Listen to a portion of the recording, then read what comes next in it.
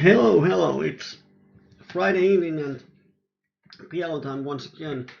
Welcome to Microgaming's PLO stream. My name is Kyyberi and I'm just about to open a few tables. We're going to play same set as 2 weeks ago, or 1 week ago, 2 PLO50s and then 2 PLO20s. So let's get these ones up. There's at least one green player in both of them, which is nice. And then let's find a couple of PLO20 tables so we can get the party started.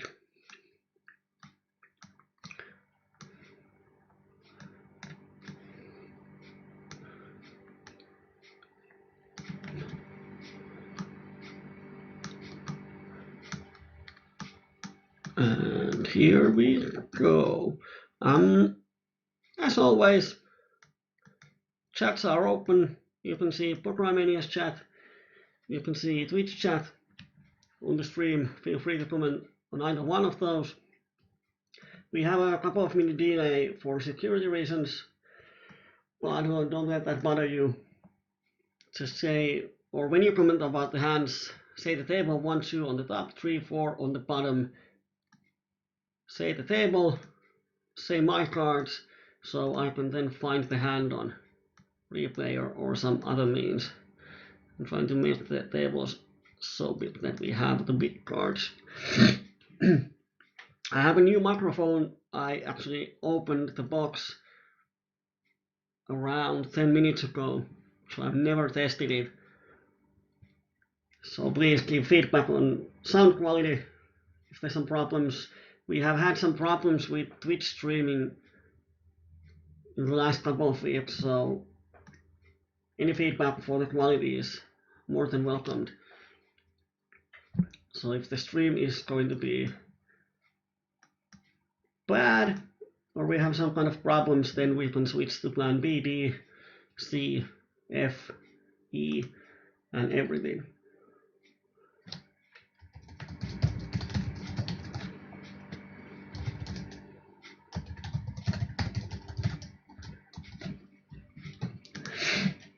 And now we actually have a hand, first hand aces, and we get walks on the big blind. We won half of a blind. Nice.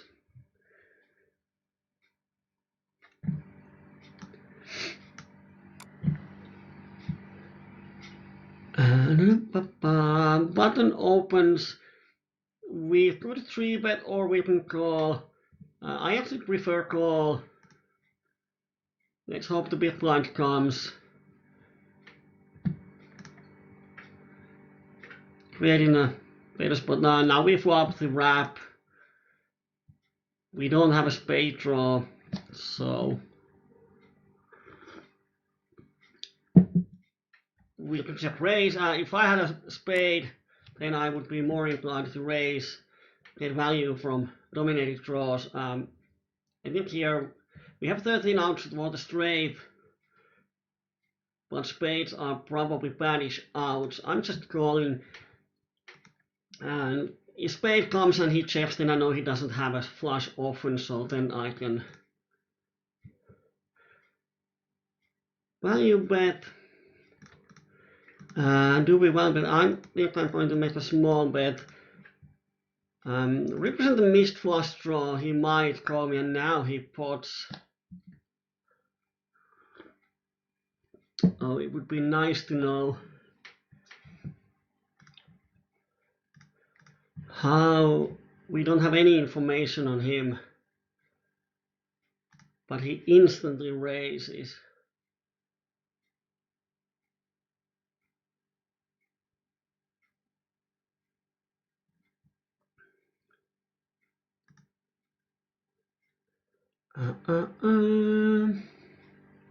The thing is that he probably thinks that I don't have a full house here ever. But he pots the flop and checks the turn. Oh, it makes so much sense, so I'm just going to fold.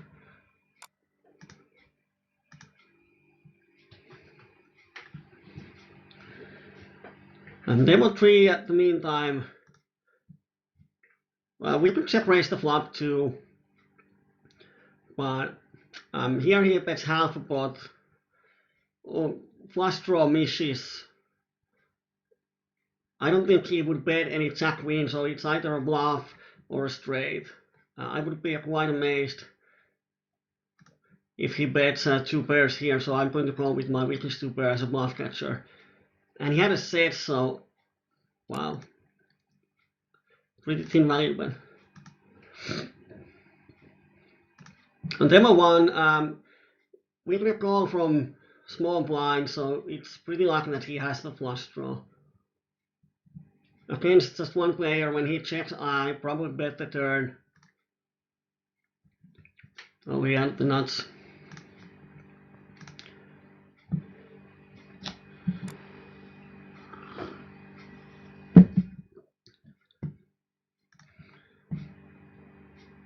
A 9 high flush, 300 value.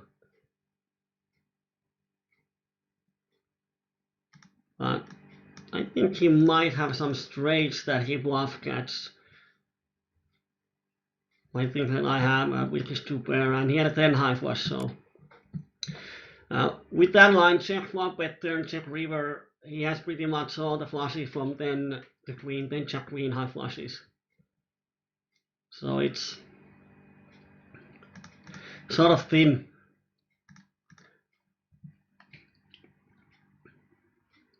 Nasty start. We have had some great flops, but no returns. Here against 50 BB short, I 3-bet. And on this flop, I'm going to get it in, but I'm going to bet smallish so he can raise me as a bluff. But he doesn't. Ace king 9-7 from under the gun is fold on table 4. Here he calls the flop. He doesn't like to fold much. Well, small sample size, wow. We have a clutch shot, we have 8, so let's see if we improve.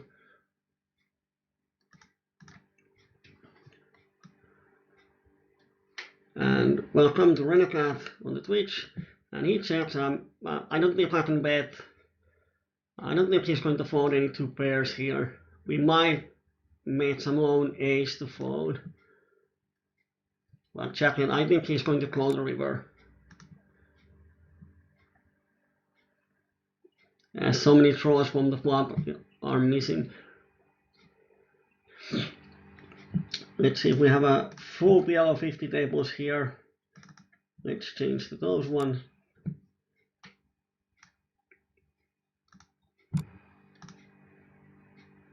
Yeah, it's a sit down.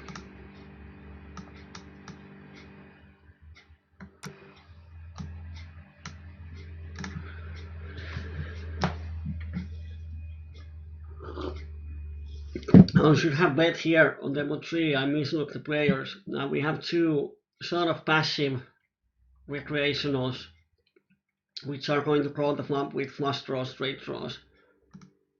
So definitely should have bet the flop. And now 1 bets, 1 calls. He's going to call with ton of hands. With such great price. Yeah, let's build the river. Often if he doesn't have much, he's going to check. And he's going to check, so we'll get the showdown. But if either one of them bets, then it's time to fold.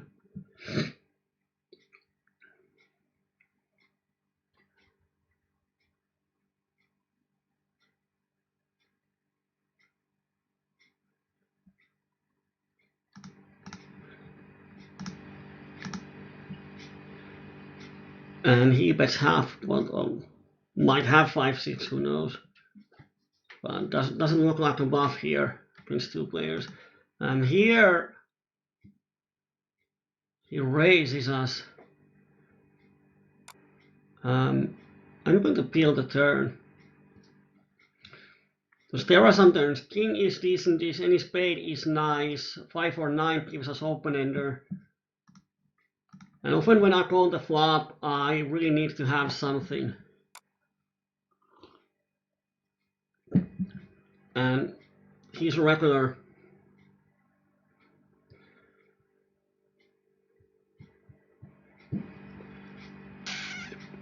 Let's see.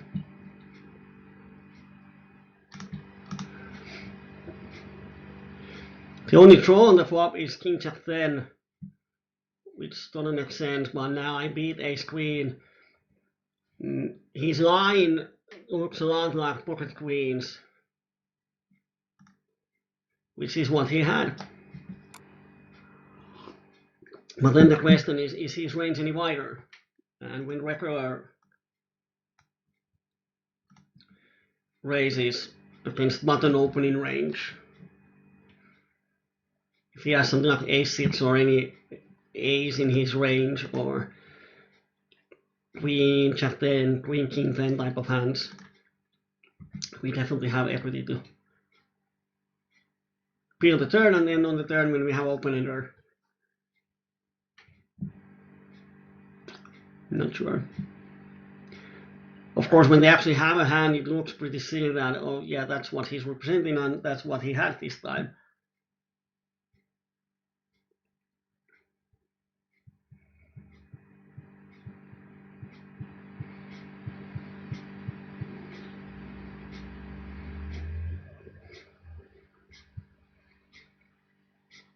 But let's see what happens.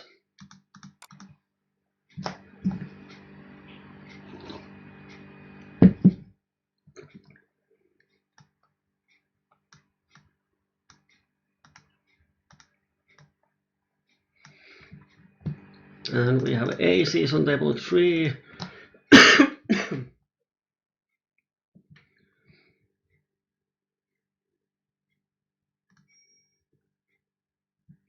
Let's see if we can play any action. Probably Rustica is the only one who might 3-bet us.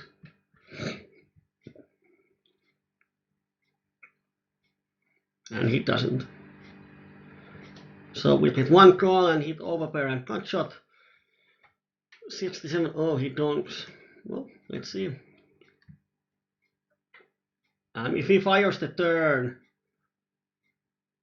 $2 against 2 pairs, we have equity. Oh, I need to peel. Oh, Queen is not that great because now we beat 3-4, and he keeps pounding.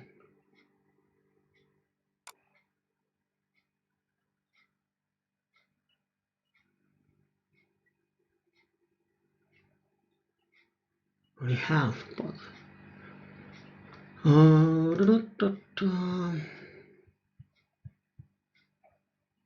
I must go. And he had a queen 3. Yep. I thought if he had a really strong hand on the flop, he wouldn't donk bet, but check raise.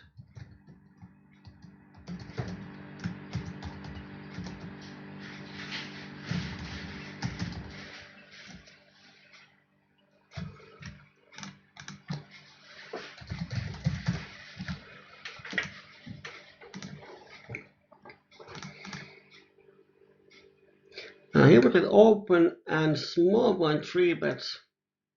We have a nice rundown, and we have position to 3-better. And then we flop pretty nicely.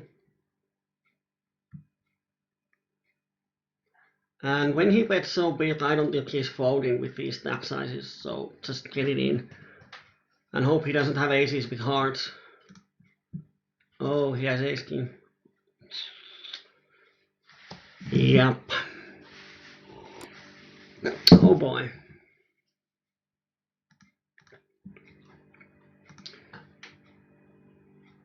We had only 42% on the flop because he was dominating everything.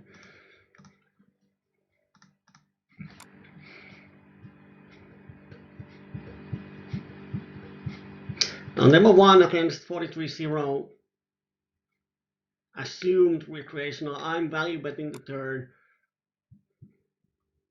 Don't like to keep free cards. If he has 2 pair or better, of course we are not ahead, but he has a lot of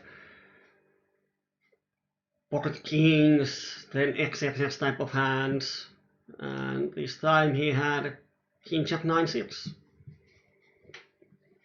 for a gut shot.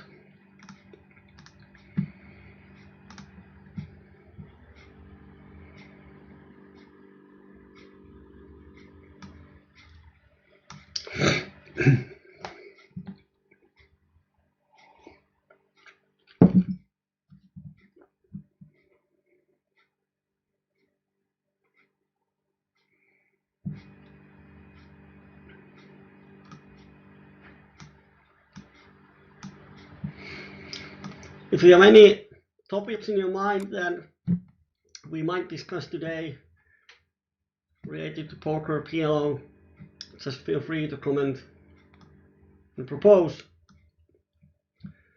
We often have a lot of spare time during the coachings when nothing is happening, so it would be nice to talk about something.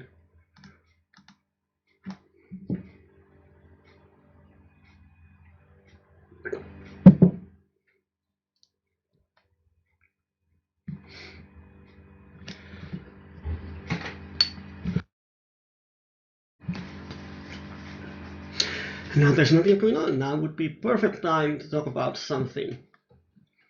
So just propose what that something should be. If you are playing PLO or when you are playing PLO, what are the hardest spots for you? What creates problems for you?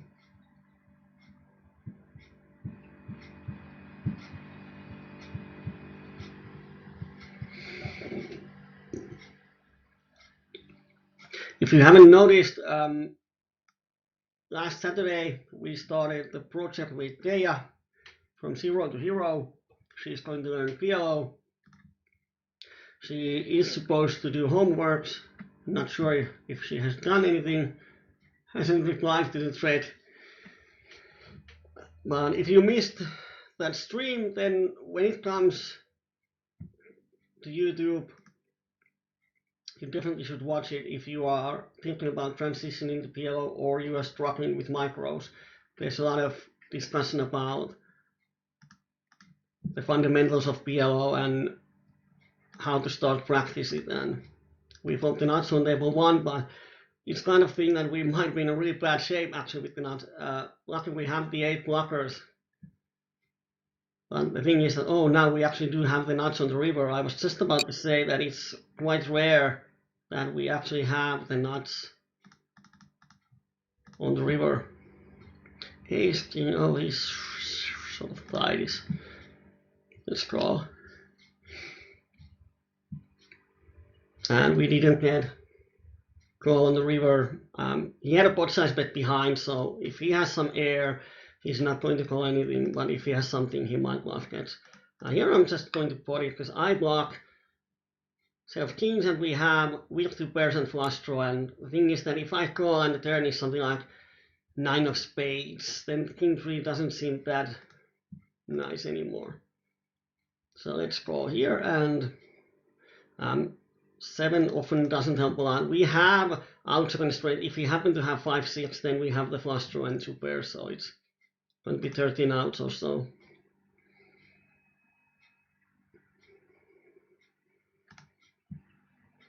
So let's see if we can win a big pot. He has a 5 6. No, he has Jack in 9 6. I don't get why he shoves that. If you have any idea why he shoves that hand, he had King Jack 9 6, so he has just a king and not even a draw. I don't get it. He doesn't have a straight draw. Why does he?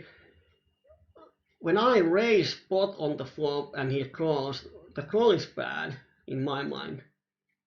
Because the best hit he can hit is probably 2 pairs, and against my raising range, even that is not in real good shape.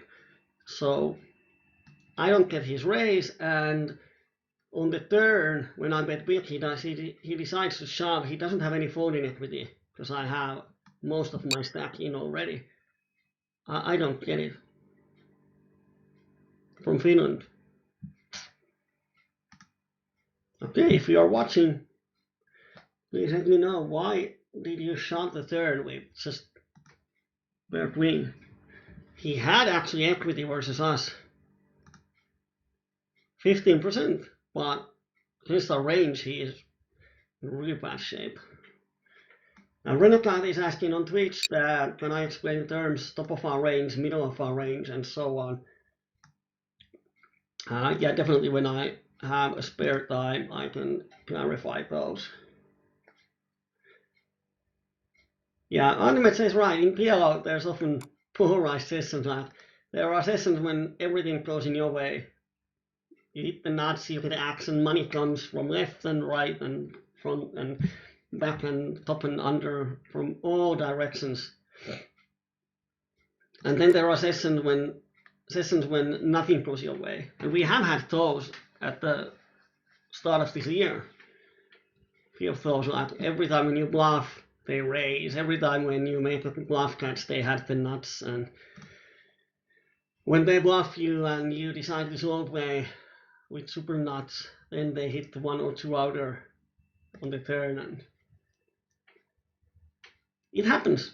But yeah, I had one of those real good sessions yesterday. I played for an hour, made about 6 blinds, shitloads over EV, all the flips held. I managed to get in with 15% spike that couple of outer and so on. So it happens. But the important thing is that when things are not going in your way, then you don't get frustrated and start to play badly. That's the most important thing.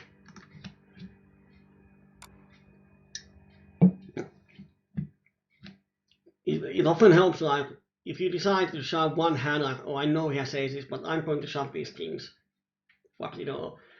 When you do that, and the mistake is around, let's say, around 50 BBs or so. To make up 50 BBs with, let's say, 10 BB per 100 win rate, if you include rate back, that's going to be 500 hands. Just to make up that one mistake. And here we have a cut shot flush draw. He doesn't see bet.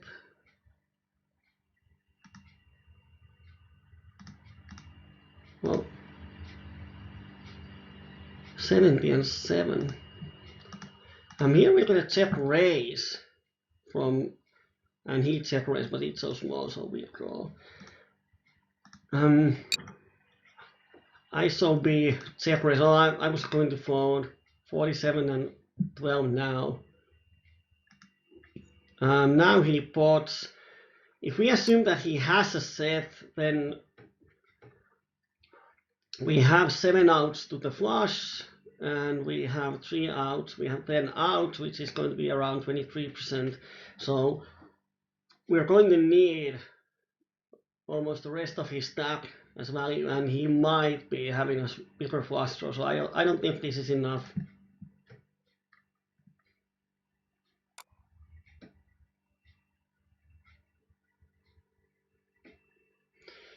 Yeah, it's kind of saying when it's difficult to understand what opponents are doing, it's a sign of good table selection, or then it's a sign that you are the fish on the table.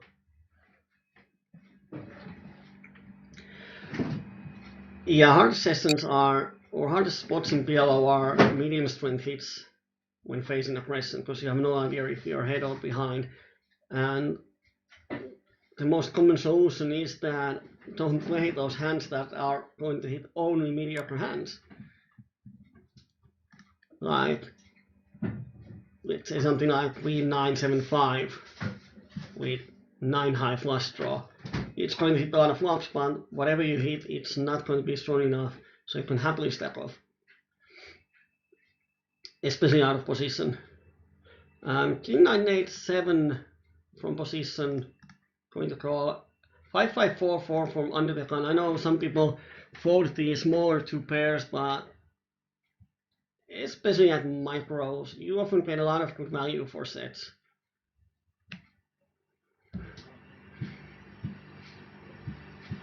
And we have a cold 3-bet from Rafa Phony. And once the guy opens and folds, of course we're going to call, and we're going to totally miss the board, so I'm just going to give up there. And you can have the flop. If he has aces and he pots on queen 4-4, I don't think it's a good bet sizing. If I raise, he's totally crushed. And if he wants to stack off, then what he should do is to bet smaller to induce at least some bluffs from me, so he can get a better equity when we get it in. So, as Realcast asked, what does it mean when I say I'm at the top of my range? It means that if opponent thinks our range, and we actually have a hand that is at the top part of that range, like, let's see if I can find queen 9 is not a good flop. Let's see a flop, so I'm going to explain. It often happens when we actually cap our range,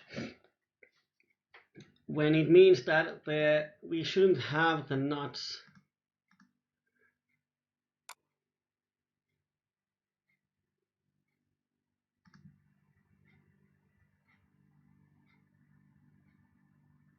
I'm not going to fold here.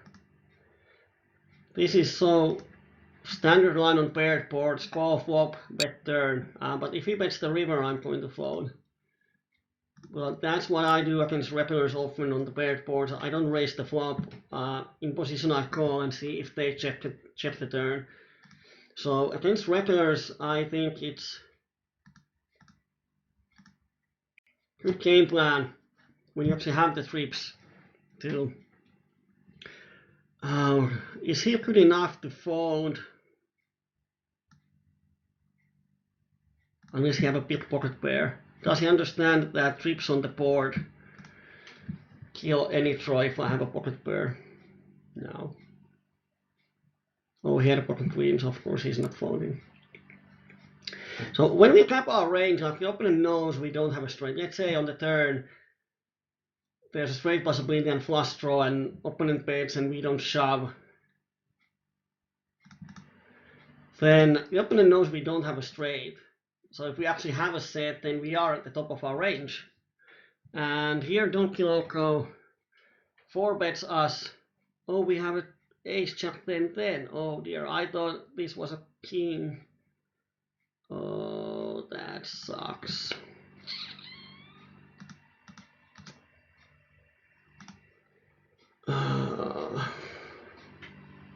I'm actually going to fold because we have a pocket pair. That was bad. That was really bad. I mislooked the hand. I thought we have a rundown. If we had a ace king jack 10, then it would be an easy call. Now when we have a pocket pair, we shouldn't have 3-bet at all. Just call.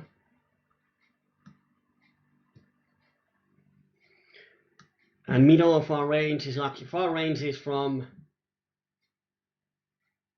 I actually have never used the middle of our range. I use top of our range and bottom of my range.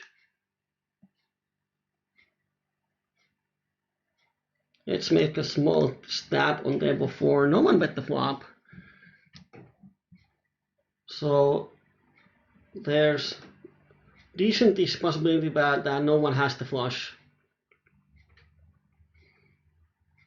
And we have to be right 1 out of 3 times. So if we go here and check how often they have the flush versus their pre-flop range, the bet itself is probably not plus EV. But when they check the flop, it takes away some of their hands that might have a flush draw.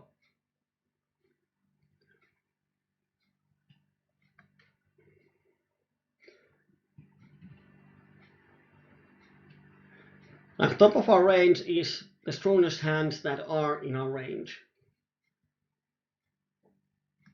And bottom of our range are the weakest hands in our range, often air.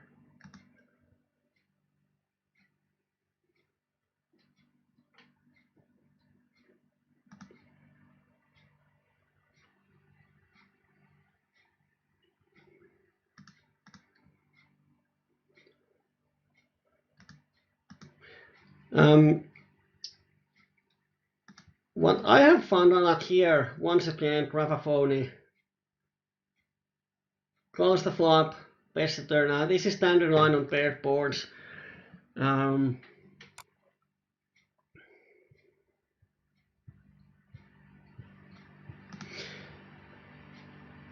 What I have found, even at micros, betting half a pot on paired boards is not that successful as it was like 1 year ago, when people just voted. And against recreational, like against 56-19, betting half a pot works wonders. But now regulars know it, that it's a real board to see bet because they don't hit it. So they are calling there with wider ranges, which is nice. If that is the only adjustment, then you can barrel them. But really the common line is what happened with Kyyberi and happened with Gravaphony.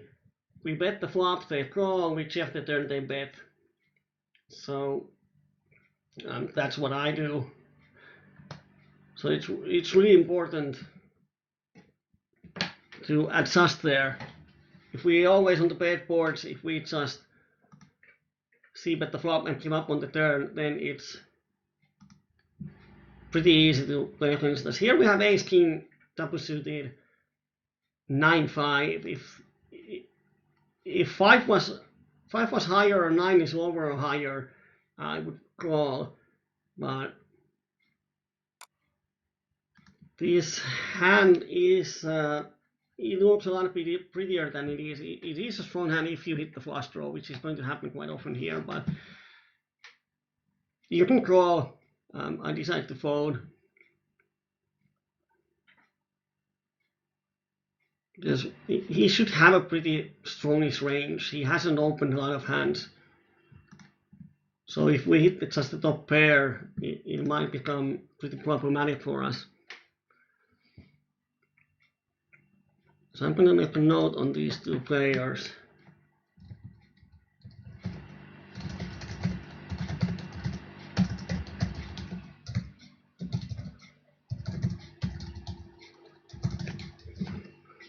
And let's copy it.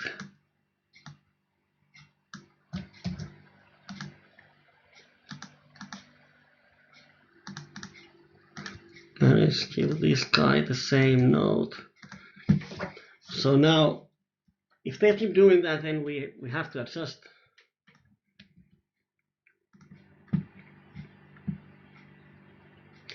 And we hit the nuts on a multi-way, but this is kind of spot that if the money goes in, it's nice.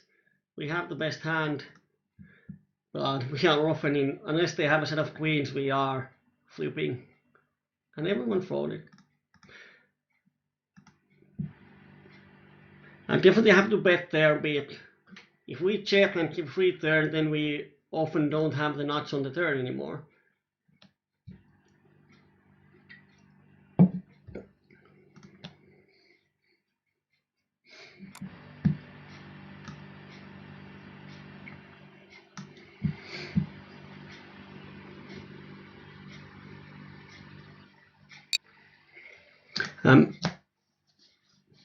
Often one mistake that people might do is that they tap their range.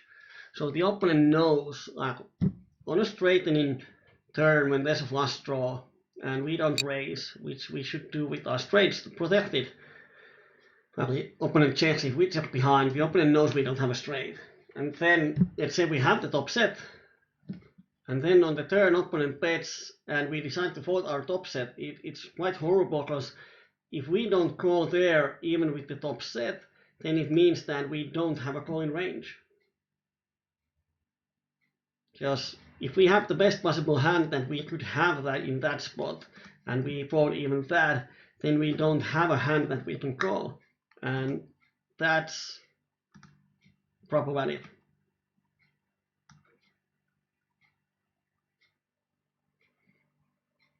Yeah, as Colin said, against these players, that's why I made the note. So next time when I actually have a trips, I'm going to do the same line and see what they do.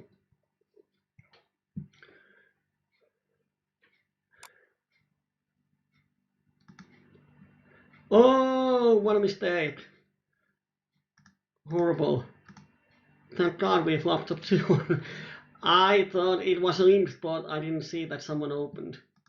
Oh, I need to open my eyes. Now, the only thing that we are missing here is that he wakes up with aces. But there's an ace on the board. We have ace in our hand, so it's unlikely he has aces. And that said, if he shoves, we have only backdoors.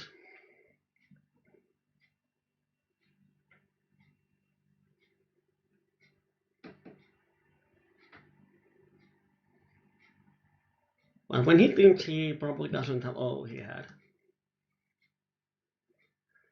He had aces, and we don't hit the backdoors. I don't know why he thought for so long, but yeah. Happens. That's what you get when you don't look at the table.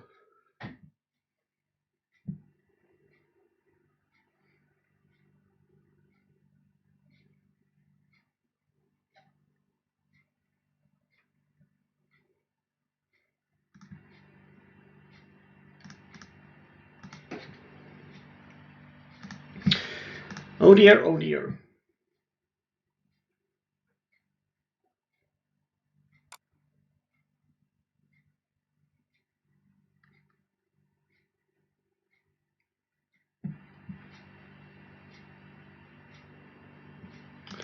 And here I'm going to bet the river because ace doesn't change the board and we don't have anything basically. So we have to bluff the river.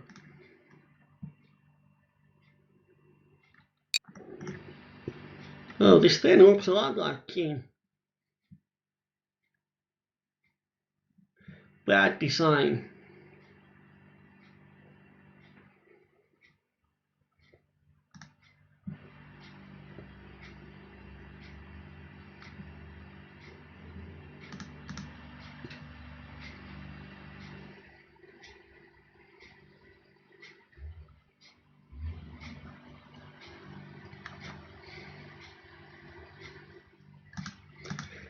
Here there's no way calls the flop. So I often assume he has a king or 5-6. Whatever he has, he probably doesn't want to fold it. So I'm going to check and see if I hit river. Here we actually have the trips, but we are in position. It changes the situation. Now they cannot float that much. Let's hope he makes a bluff raise.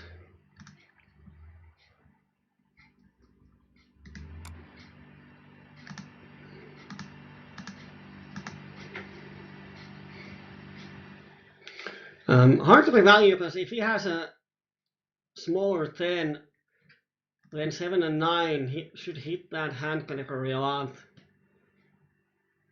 Straight draw game there. He might have overpair, no need to protect that much, so let's check. And I was just about to say that king is one of those cards that I don't want to see.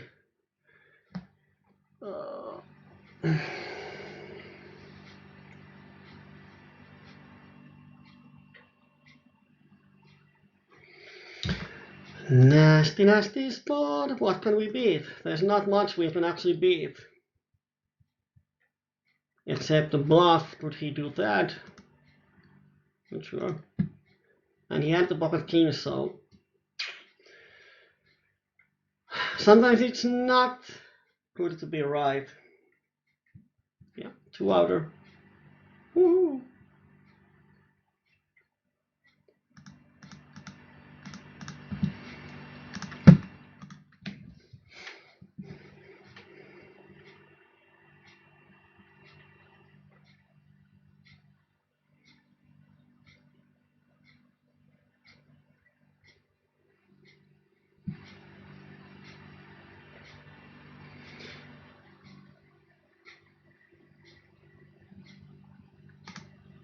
And here, let's see what he does. Because when we have a queen blocker, I really don't want to be raised. So I'm going to check and then call the turn.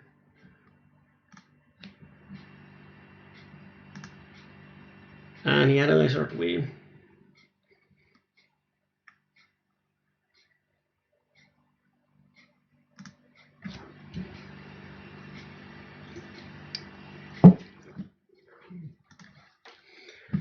Ba-da-bum.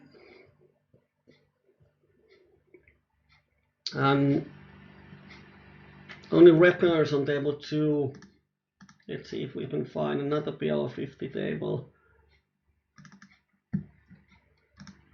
that would have, well, there's one where there's at least one green player. So I'm keeping it here at the side. Let's see. Couple of orbits and then I'm going to change this one. Mirror bet open, 3-bet call, run down, position. Let's see the flop.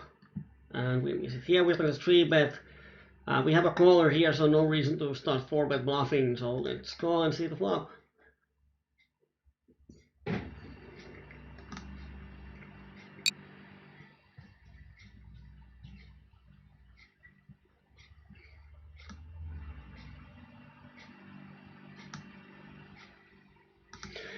Is there not a danger that opponent value bets enough weaker trips? If he has bare tens, I don't think he's going to value bet because there's not much he's going to value from.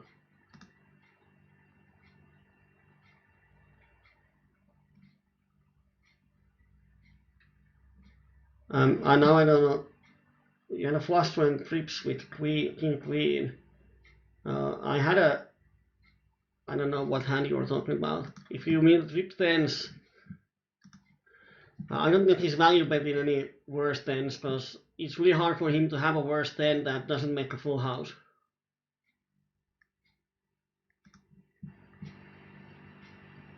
I'm going to call here.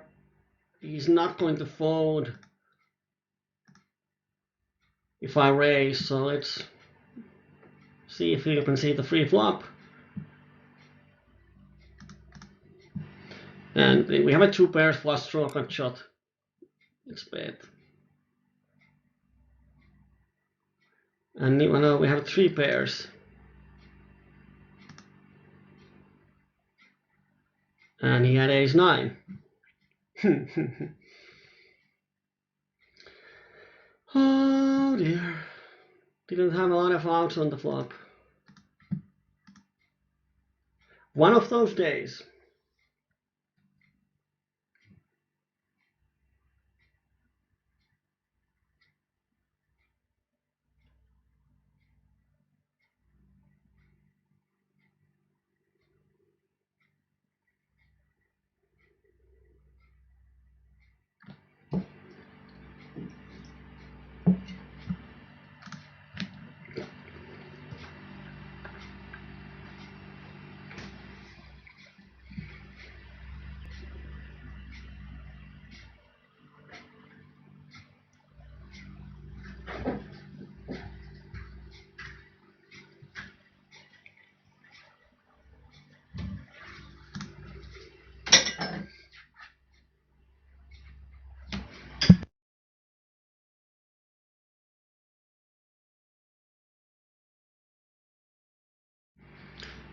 We hit a nice wrap on table 2.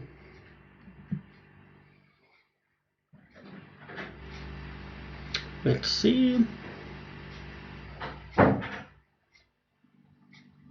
if something happens.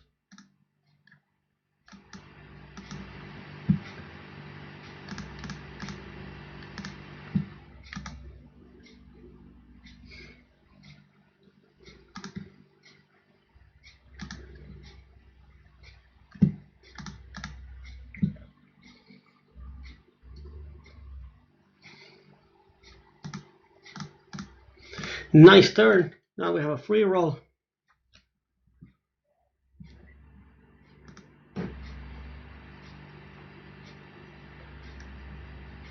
and that kind of sucks. He might have king. It's really hard to get value from anything because we have 9 high flush, so we are blocking 8 high, so he cannot have a 7 high flush. So I don't think we can even value bet the river. And he had an ace jack then. Oh, he had a flush draw, that's why he called it then. Yeah, he would not have called the river. And to be able to value bet, we have to be over 50% of his calling range. So even if we are huge favorites versus his whole range, if we are 49%, we have 49% equity versus his calling range, then we cannot value bet.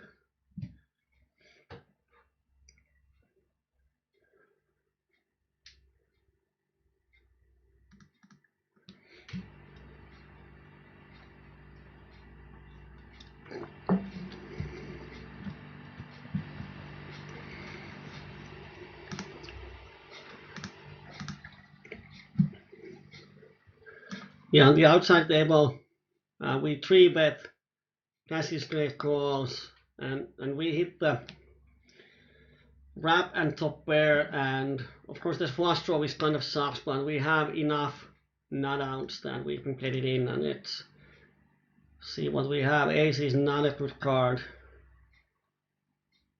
And we make the straight, but he makes a flush with. We had 32 on the flop, which is 3-way, decent enough.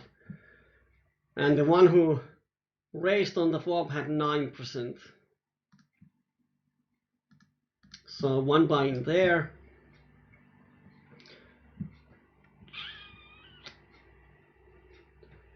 Rough start.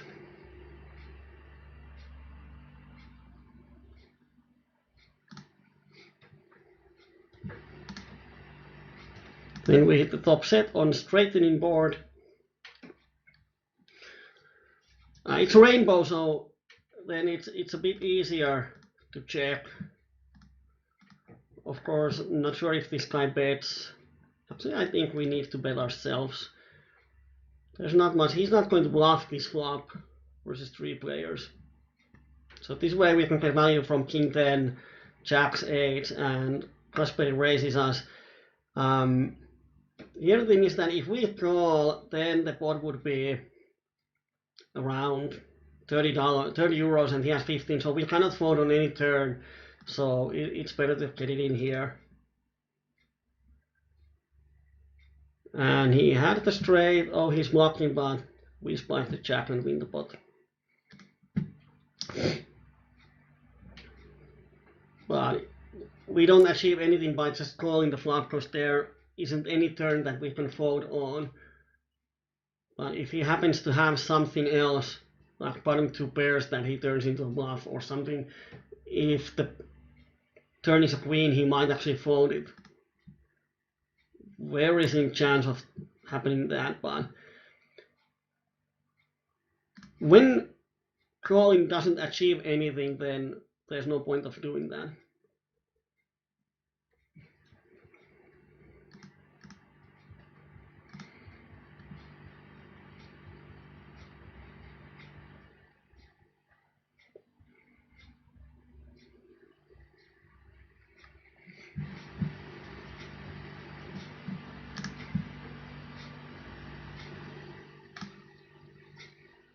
Sergio Sacco is asking what's the bankroll?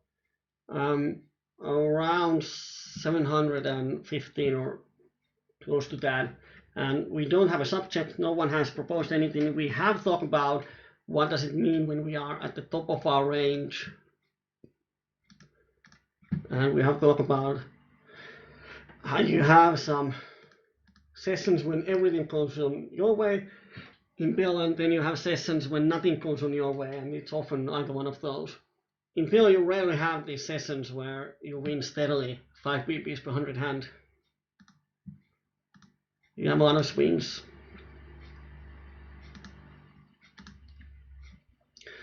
On the outside table,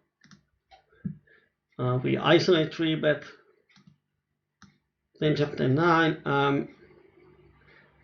I'm going to bet here. If he raises, then we are often in a bad shape. And I'm going to barrel if the river is a non-heart.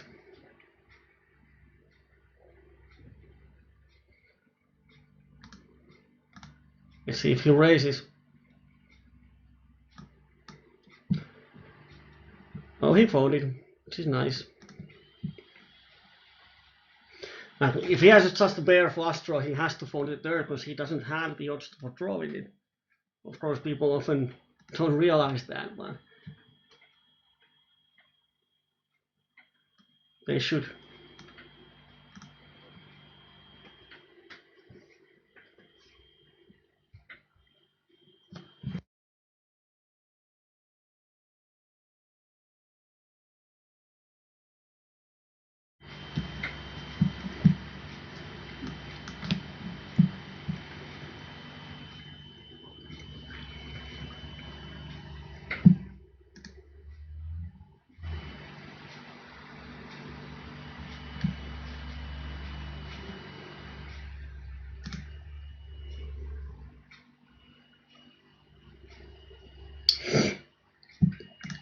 And now we are waiting.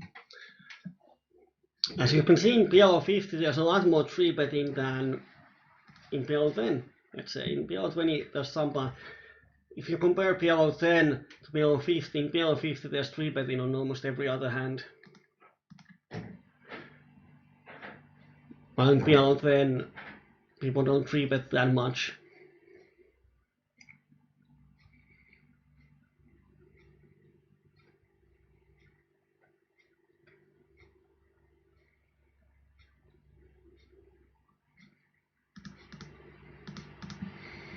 And table 2 we have a queen, jack 9, 8.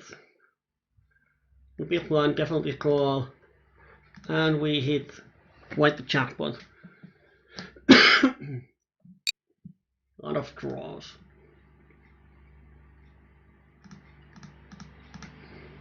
So we raise.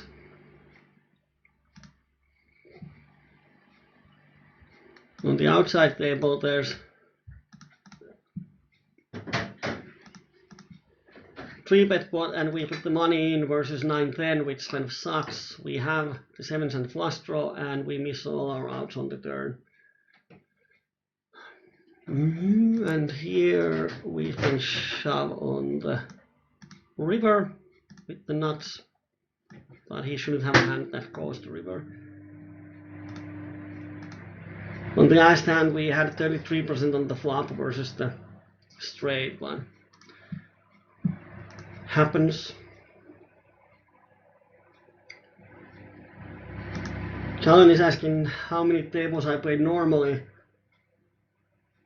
At Microgaming I have 8 tables open when I play normally with myself. Or I play alone without streaming. So 8 tables.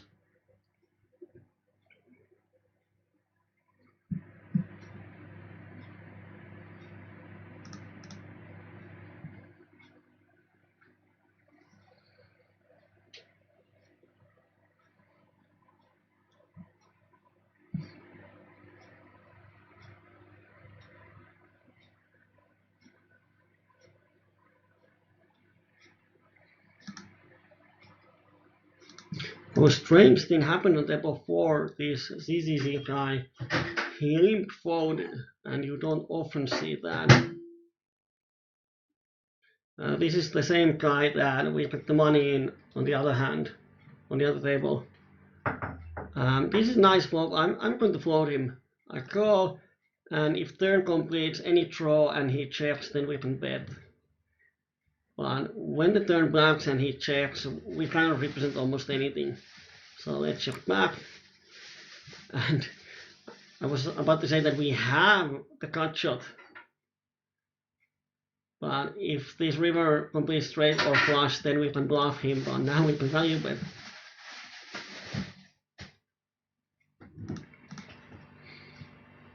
And the thing is that everything on the flop misses, so if he has any made hand, he's going to call us.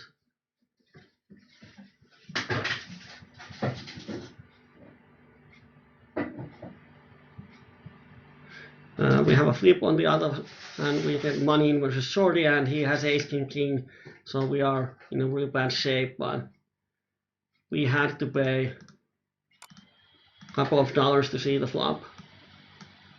He called for bet. Here against Kyyberi, we can 3-bet this rundown, just knock off the big blind. Don't want to play with him. Hand is a lot better in heads up. And if he 4-bets, not a problem, we bet the flip.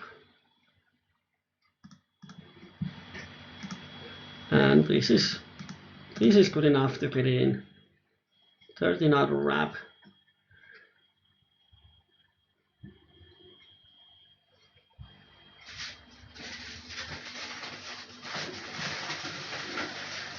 And now we have the flush draw to put it alone, so I'm semi-bluffing, and he gets it in. He has the higher flush draw. Oh dear.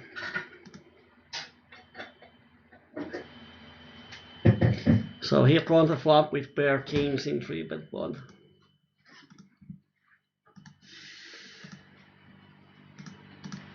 People always amaze you. One of those days.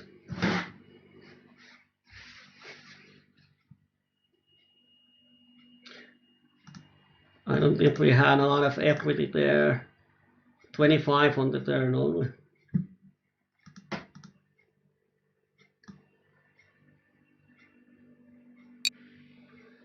And level 2 when I hit the nuts on the turn. Yeah, might be that I made it a bit too quickly. Just 43-26, I don't know if he makes up timing bells. Not sure. But yeah, John has a good point that when you do a quick decision, it means that you didn't have to think it a lot. So I think, yes, definitely you should care. Any equity you give to your opponent is bad for your business.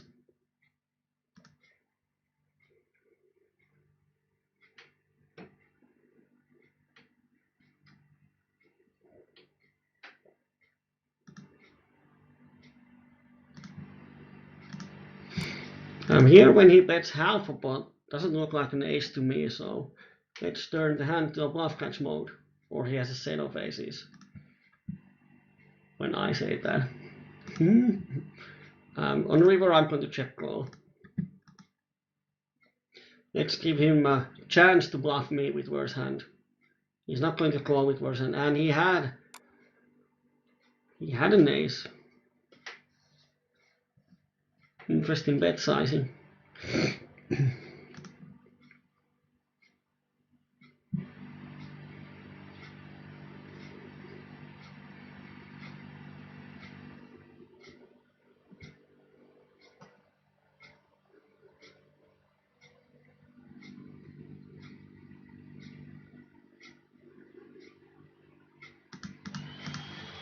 Yeah, I'm going to keep a note to this guy then.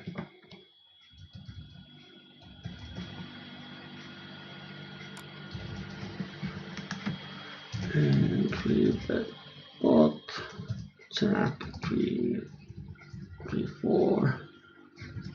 Was it 2-3?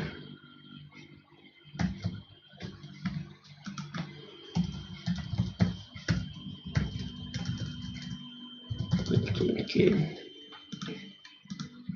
Oh, I missed queens.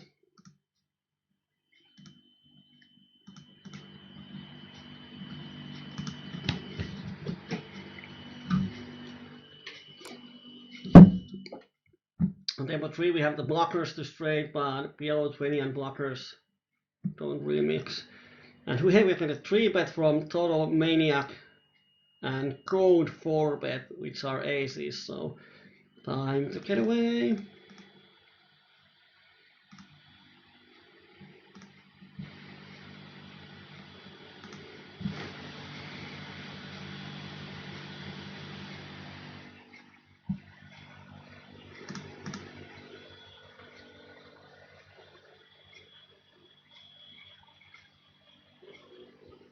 And there's aces and king 10.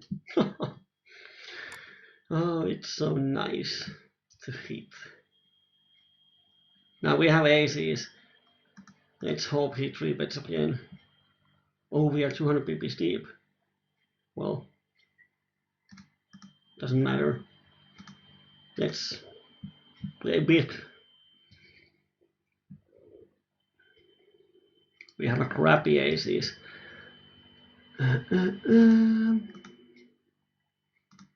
We know he doesn't get it in. So 7 is going to be 34. SPR2. Oh, it's going to be close. Let's see if the flop is horrible. But this is not horrible. This is quite nice.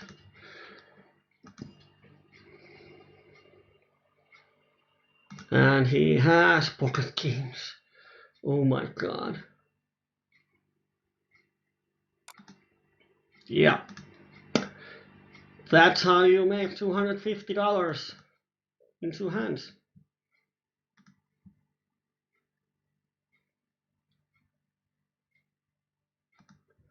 And that's how you lose 200 BBs. Well, we had 11 out, so not the worst situation. How much we had on the flop, like 40 or something. 37. One of those days. And he bet so small. That is never a straight. Let's make a semi-bluff raise.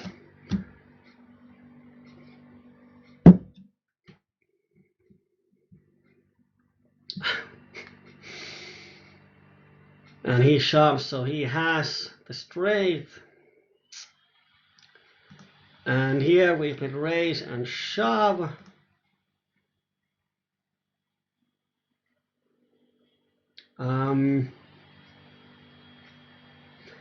Our first draw has 20% equity, so to call 41, the pot should be 200, and it's not going to be. So we have to fold, which kind of sucks. One of those days.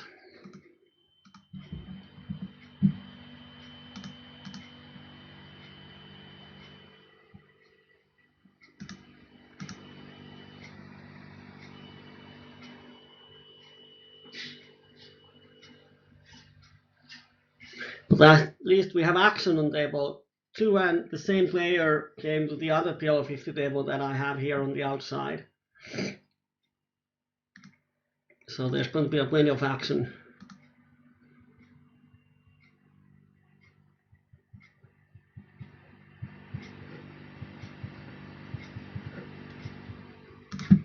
Ace King Queen Jack Rainbow. Just get away from middle position.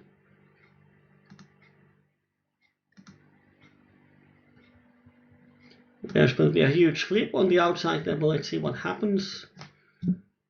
This player here is the Acro Monkey.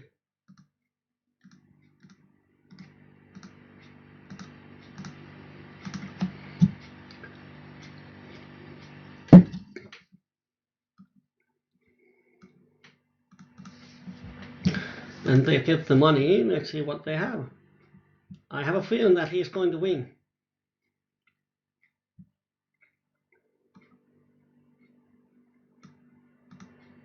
And he had aces. There's some random hand, and ace king 3 makes a straight. PLO is easy. Get it in and win.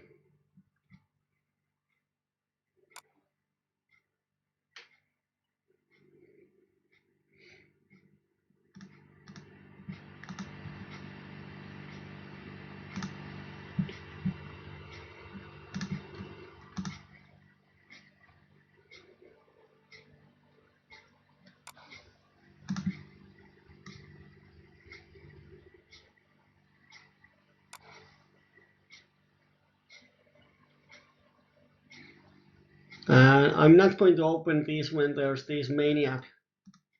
On the one, he's going to raise so often.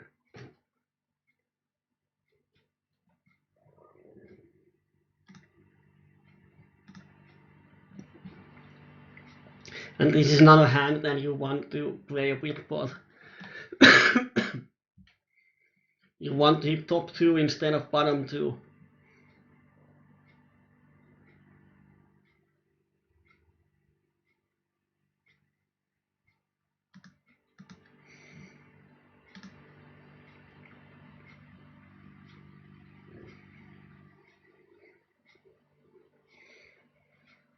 And Mobun Halim praises with the short stack.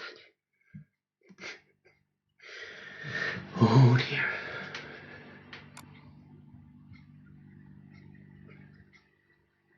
And he has kings and he has a straight draw, but he makes the full house. This is kind of hand that there's some potential. So our plan is to limp and call his raise. So we limp call pre-flop. Because this kind of player, it doesn't matter what the action is pre-flop, we need to hit the flop to get the money in. Or to continue with the hand. Okay, super maniacs, there's no point in bluffing post-flop if the bot is big. So I don't care being passive pre-flop.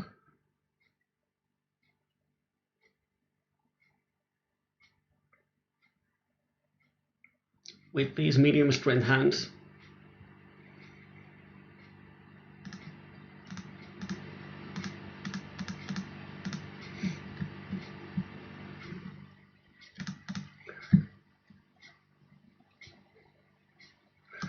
And here we have a 3-bet. We have one cold caller. King Queen 9 and sort of close.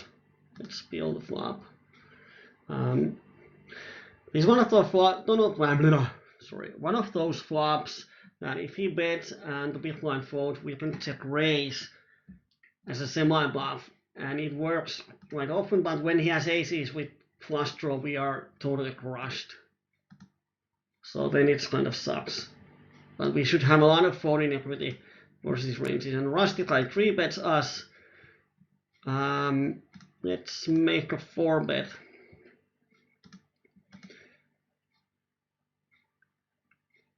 To increase the folding equity on the flop a lot. Of course, here now we are happy to get it in. And he bets $10.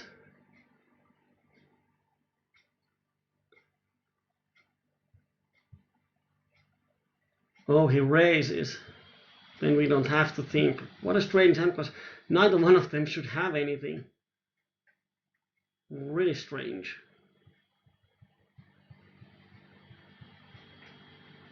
Especially him. Check flop, check turn. Pocket deuces, maybe.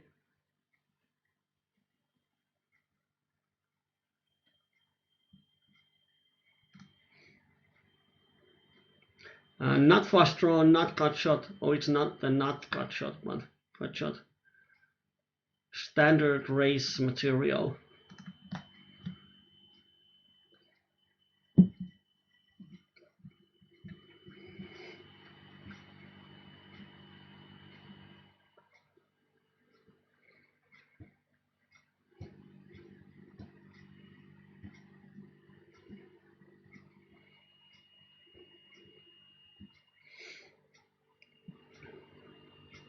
Oh, he thought for so long. But I'm going to semi-bluff. If he shoves, we can fold.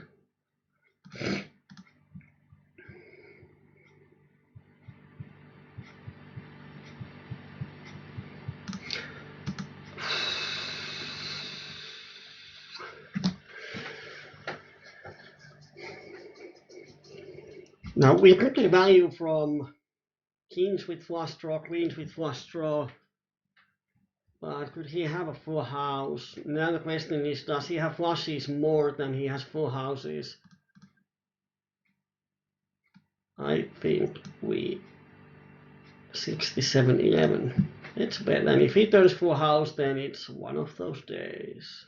But he should have a flush draw here quite often. If he doesn't have a full house, but he folds, what the hell can he have?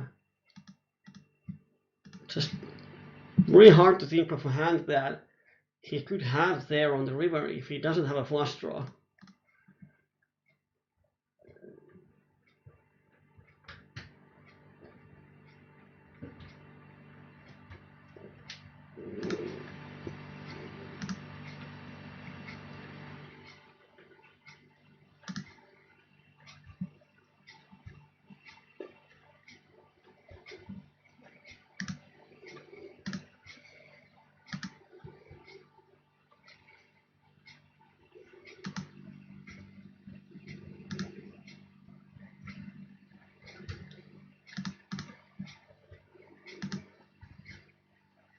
There, if Runti is a razor, then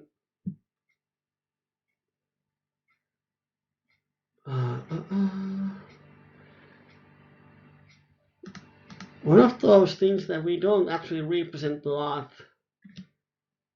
So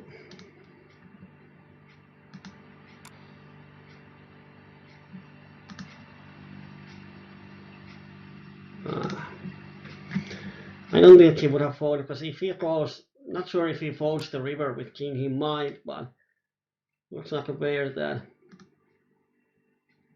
probably even calls there with the king.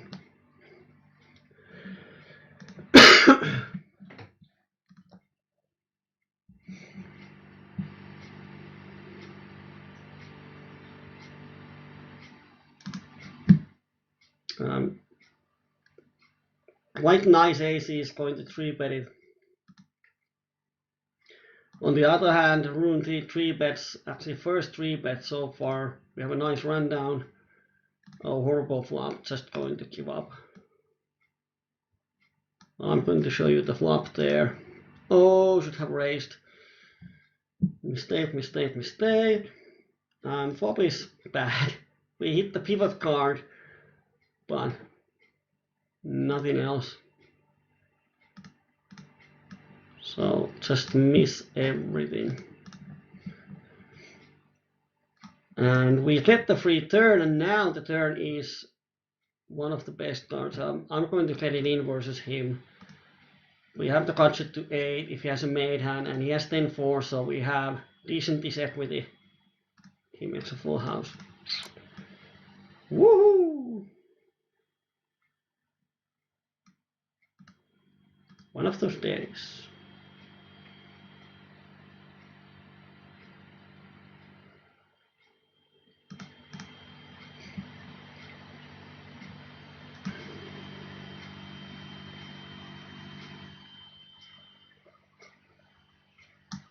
Now on table 3, Queen 8, Jack 10 double suited. Why did we squeeze?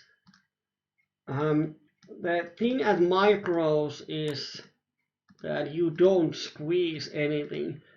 When you make the squeeze play that you 3-bet after a caller, at PLO20 especially, it's not a squeeze, it's let's create build 3-way pot where I'm out of position. And that's not the spot I want to have Queen Jack 10 8, even double suited.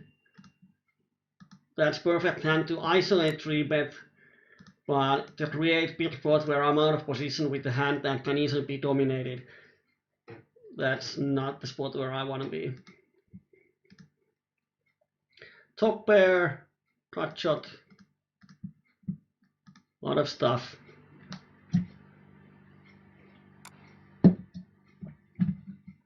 Against 2 pairs, we are in great shape. Total blank turn, and I think it's check call on the river.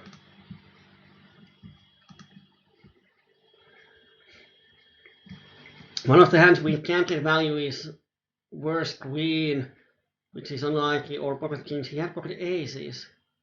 King 3-bet. Against aces, definitely he would call the river.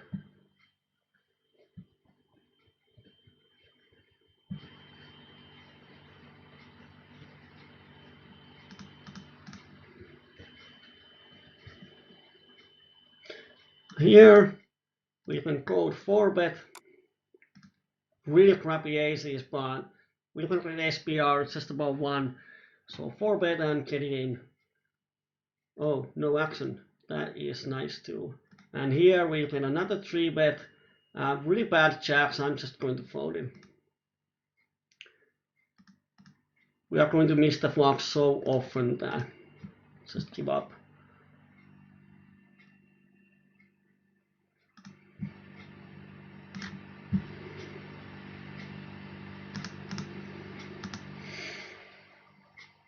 We can afford. Wow. Oh, this sucks. We have a full house, but it's the worst possible. Of course, pocket fours is even worse, but we are blocking 8 and 4s, but he might have aces, so I'm just going to go down.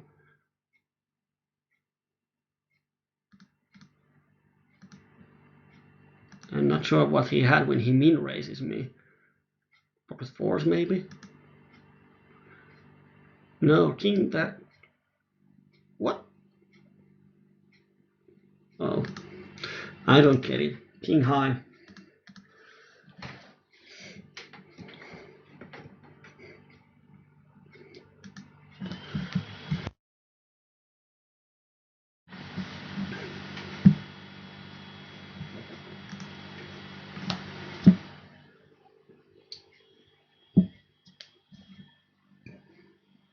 I'm on the Twitch.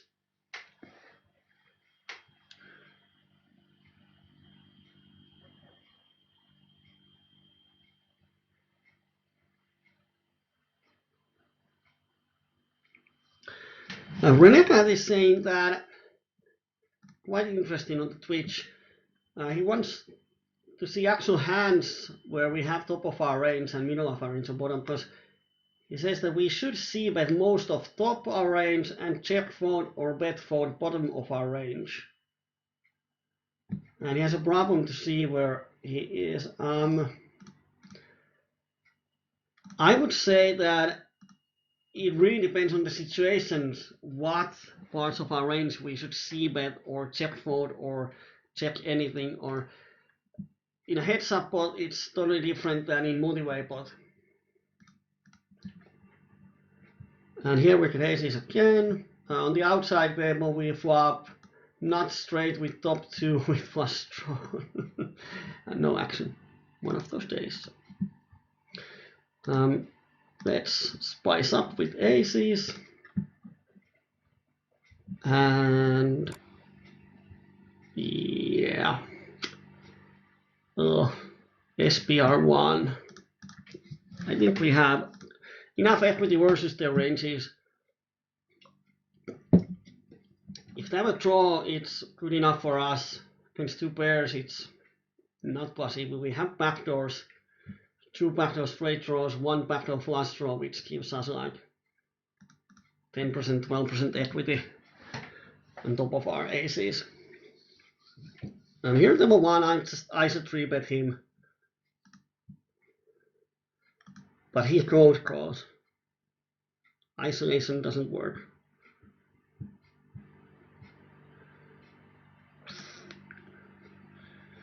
Nasty swap. Thing is that if we bet, no one believes we have hit the board, which is not true, but they don't think in that way, and we might be drawing dead. So something like Queen 5 deuce would be perfect flop. Any Queen XXX just goes instantly broke with really small equity.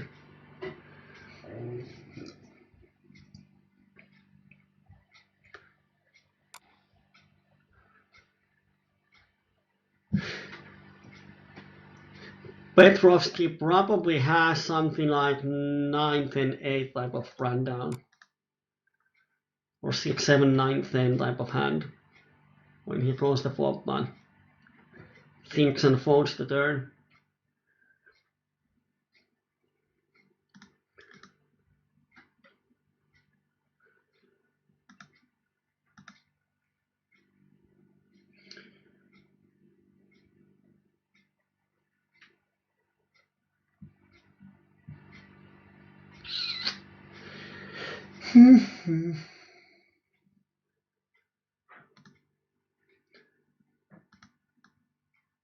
Because I think that The classic way is to bet the top of our range and the bottom of our range and check the middle of our range, or check call the middle of our range. But the problem in there is that if we check call, we kind of cap our range, and then when we actually have the top of our check calling range, it creates a lot of problems post flop. So you always have to think about the opponent. If I check here, is the opponent good enough to exploit the fact that I'm capping my range? Or if the pot is multi-way,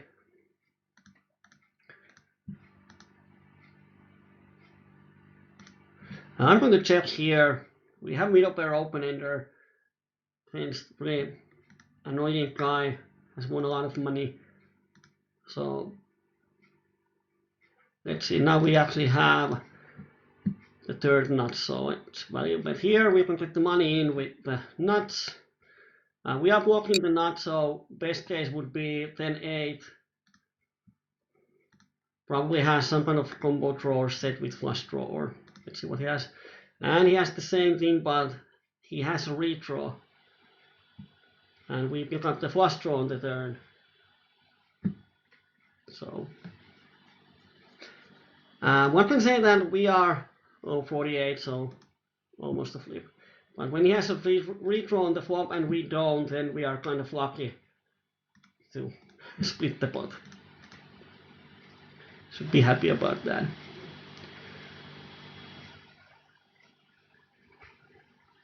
And good evening, the Kauris. Because there are situations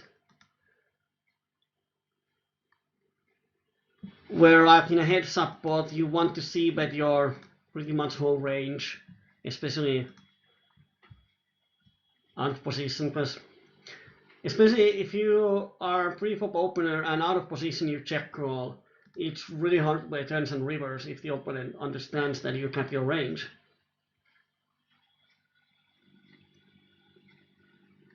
And if you start to balance that by check calling with the nuts, then you are going to miss a lot of value, and it's still hard to play the turn and rivers. So I always say that, especially, or it applies only to heads up pots as a rule of thumb, if you don't have a good reason to check back or check instead of c-betting, then c-betting is always the best option. You don't cap your range, you have all the options open for the turn. But if you have a clear vision, clear reasoning why checking is better than betting, then checking might be good. And the most common situation is when the opponent likes to attack certain boards, likes to check raise with wider range.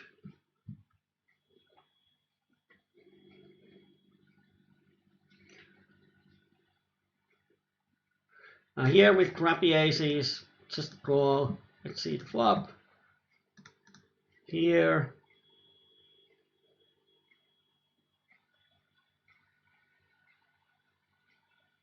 Let's make one call and see how it turns out. And he 4-bets us. Let's call and miss the flop. And he keeps firing, so I would give him credit.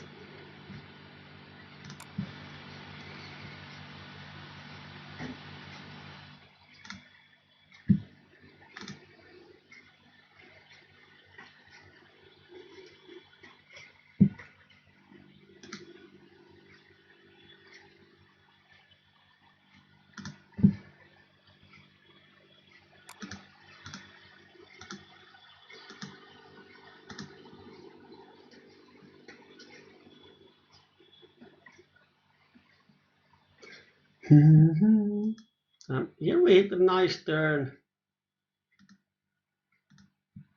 And then we should have 14 equity on the river. The way we play the hand, it makes sense. We might have a set. Let's see the safe turn.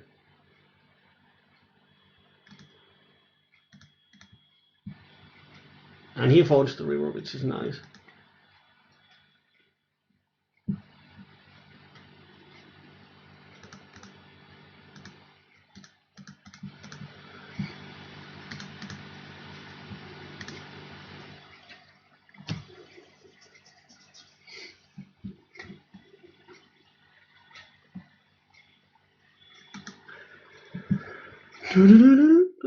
It's five-handed, so it's open, ace high run down.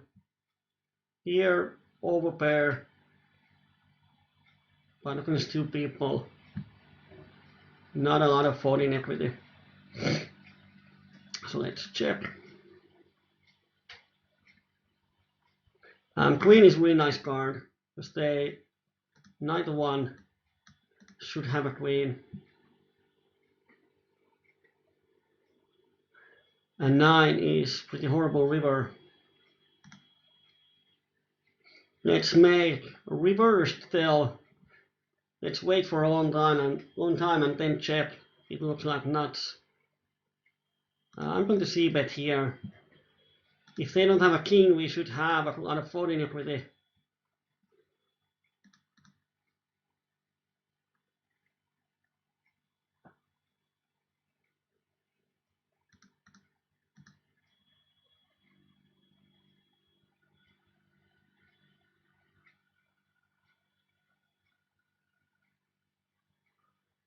But he decides to bet. I'm not sure if he's going to bet the roof.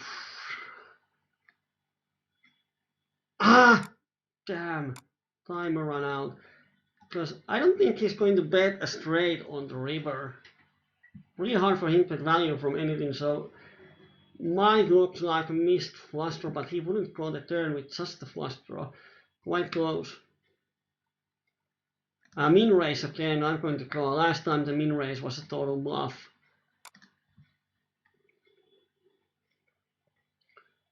Here I call the flop.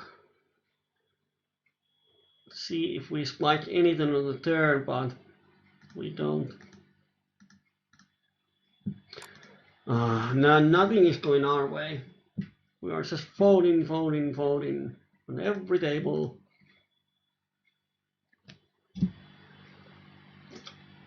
It's well, pretty much same as did we have 2 weeks or 1 month ago when we had a session where people just raised us on every hand. Like here, people are 3-betting us on pretty much every hand. And neither one of them is really aggressive. Like Runti 7% 3-bet, he has 3-bet us today. So one of those days when nothing works.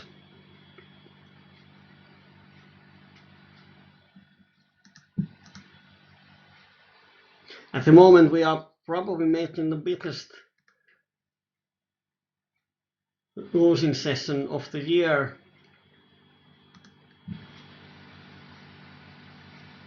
Because we have lost quite many buy-ins on PLO50. And there was this 200 BB flip with aces versus kings.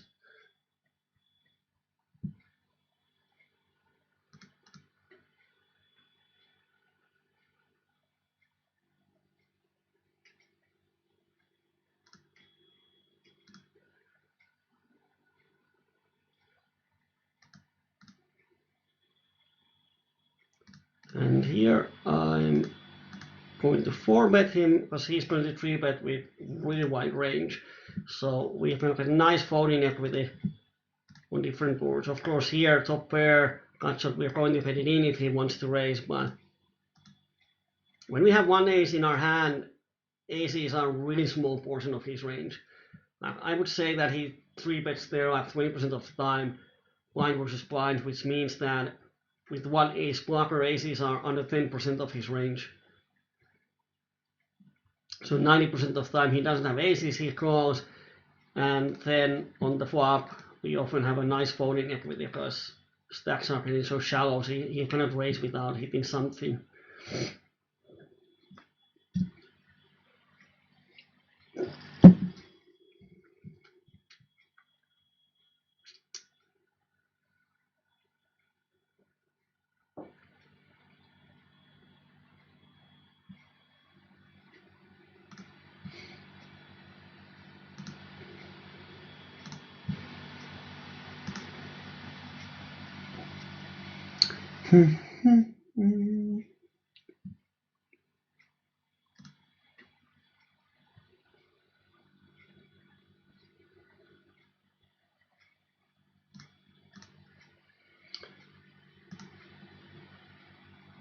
Another situation,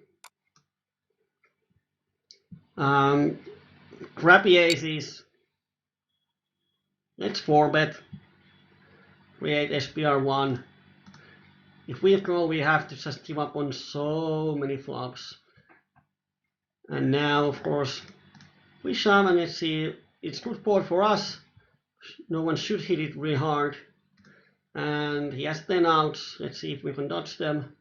We can. Woo! Double up. Finally, something went our way. 60-40 on the flop. So yeah. This hand is something that I've talked about. Now we doubled up 170 euros, so we are super happy. Opponent had a rundown and he 3-bet from the button, which is exactly what he should do. After a 4-bet he needs to call, and on this flop he needs to let it in. So Petrovsky didn't make any mistake on this hand, which means that in the long run we don't win any money. So we should be kind of neutral about it.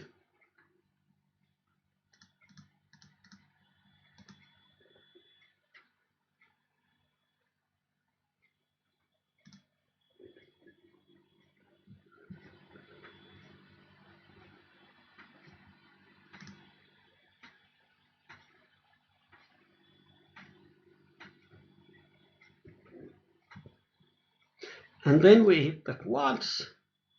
Let's hope someone folds us.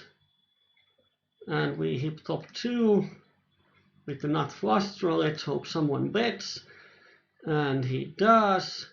I think it's one of those spots. It's a 10 high flush draw, then it's raise. I thought if we had an ace high flush draw, then I think calling is one option or small raise. But when it's 10 high, let's push the equity. And he had aces.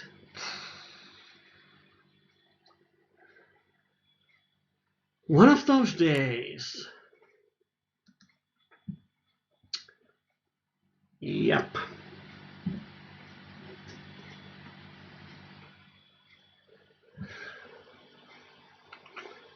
He opens, let's say 30% from cutoff. We have one ace. Ace is 5% of his range. He had it. Oh dear.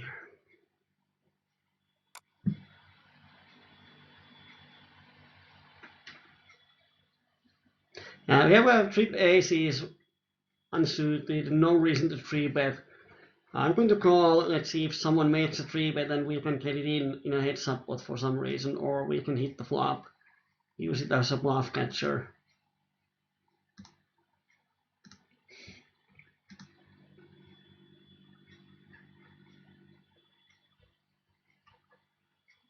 I'm going to peel. He was the opener, so I don't need to has a straight, but now he barrels the river. Of course, when I call it, they're not at my range, but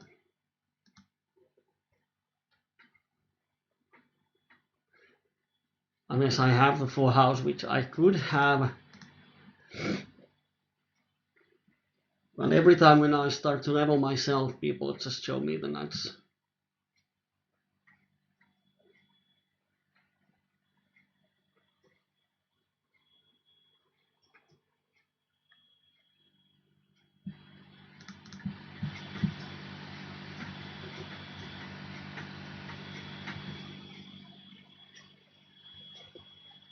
Bad queens under the gun.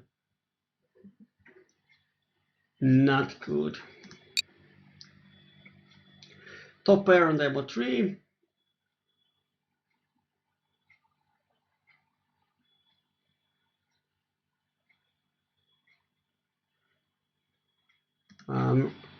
Carver says quads.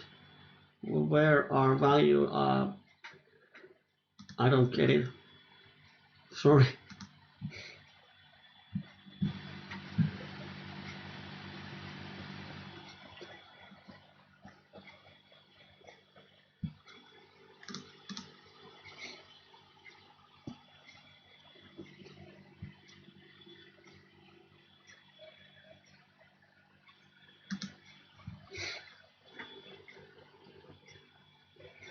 Pivot 3 with the top pair overs.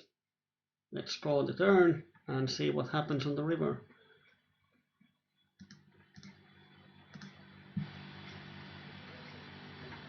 On the outside table we have the nuts with the redraw on the turn. Here's Petrovsky. And he folds.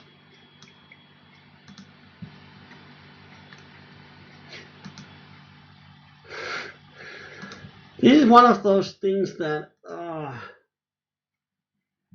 he bets the turn, rips in the straight. Of course he can have it, but the bet sizing is so strange. Kind of player that shouldn't be bluffing a lot, but if he has 6-4. Oh, I thought he would call and we can see the hand.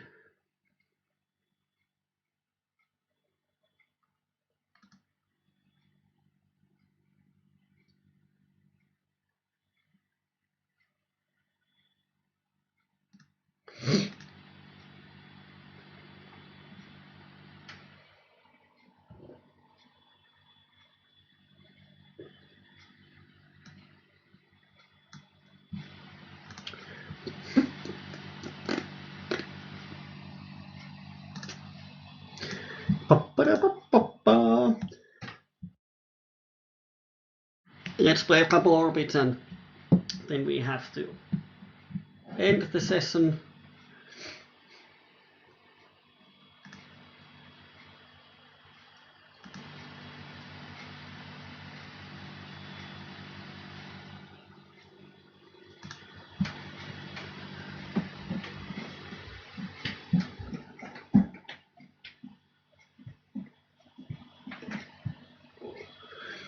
Now Kauris is here, so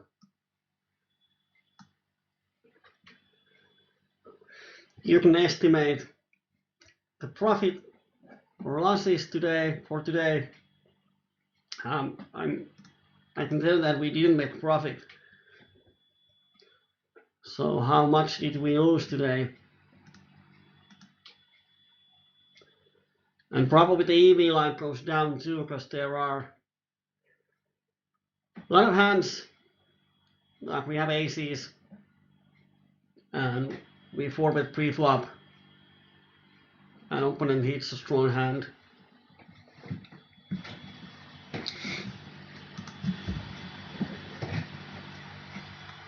Where the EV line goes down, of course it evens out in all run. But for one session graph, it looks pretty bad when everything goes down. And here we have aces, trip aces, but hence don't go. He's 100 BB, so it's 4-bet. And on this board, we are going to get it in. Slightly smaller bet sizing to widen up his shove range.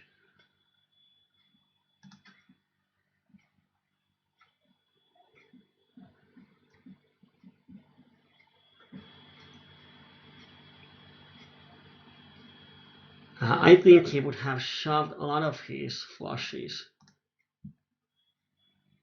Yep. So if we can make him fold on 10 XX's hand, he just folds 10 outs.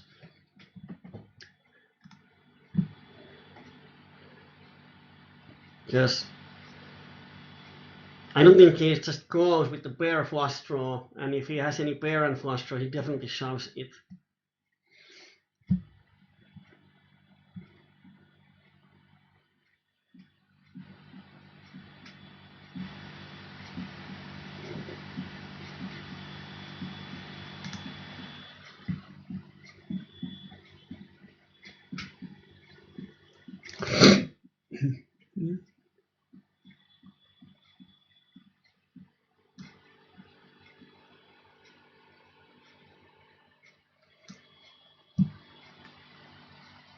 So I don't have the hands, but Renegade, if you are interested in the topic of what parts of our range should we check or bet, often heads-up hands are quite hard, because if we don't have any reach on our opponent, then we are going to probably see bet a lot of our hands. Of course, the board texture affects the decision, stack size, and so on. But if you have some situation in mind, especially 3 or 4-way, well, 4-way we soon bluff the flops, but 3-way is kind of trickier. So if you have any kind of hands in your mind, just post them to forums, and we can. Oh, Claudius didn't listen to me. He says plus 35. Well, now actually we won 150 euros.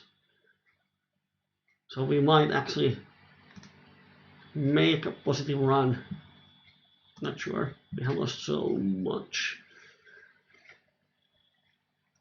Or then Claudius is a farseer, not a player, but a guy who can see in the future. Oh, what a flop. And his opponent has ace high flush draw, which crushes us.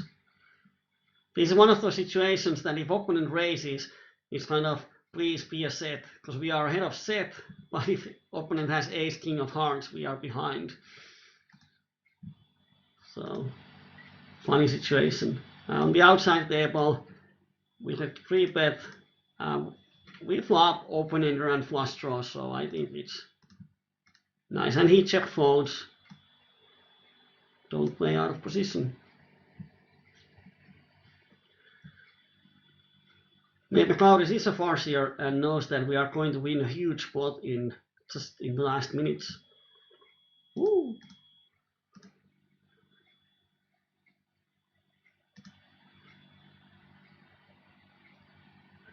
Let's set mine with the jacks.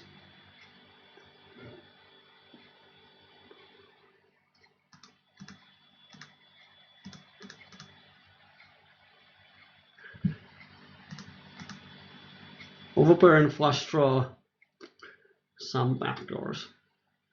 On the outside table, we hit the top set, no action.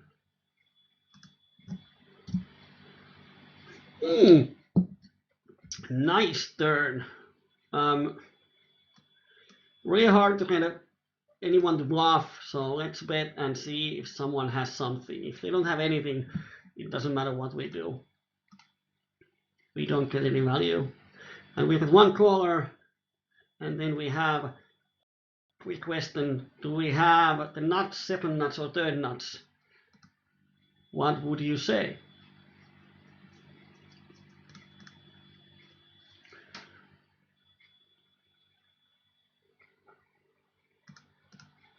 We had the second nuts, because we blocked the straight flush. But the reason why I put the river is that either he has a hand that he really likes, or then he doesn't have a hand that can call much. Of course, potting, he might fold smaller flush, but I think his river range or calling range is quite strong. One other option is to go for small value, but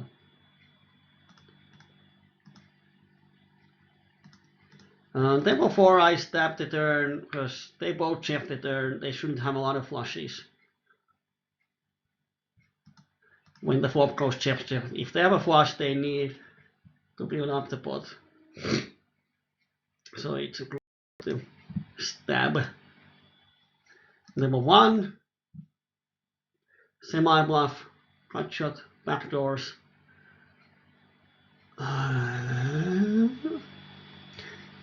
I'm going to barrel this one, because he folds only 14%, he doesn't want to fold. The turn is so blankish that we can represent much more stronger range.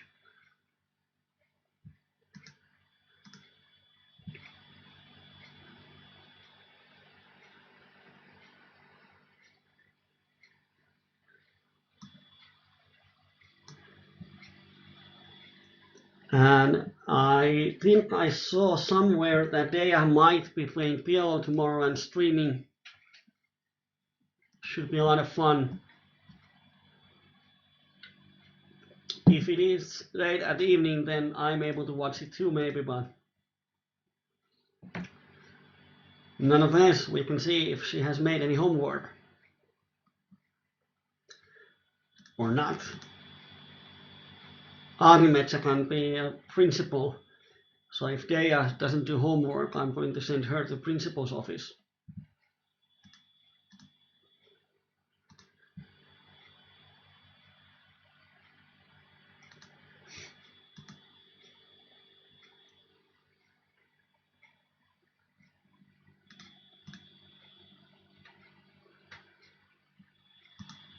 Ace queen jack 4. I'm going to see the flop. And we have position, and these guys shouldn't 3-bet here in multi-way, but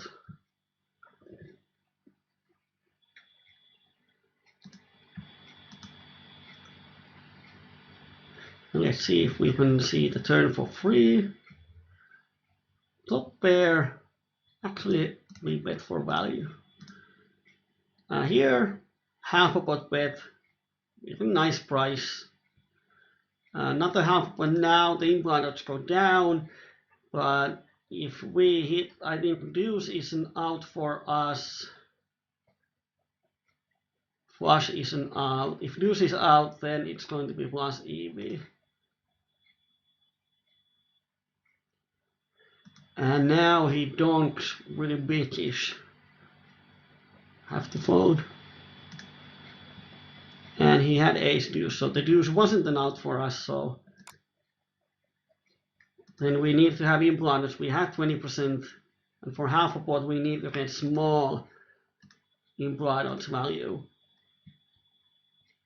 So that happens, well, ace deuce. Not sure if he goes the river if it flushes.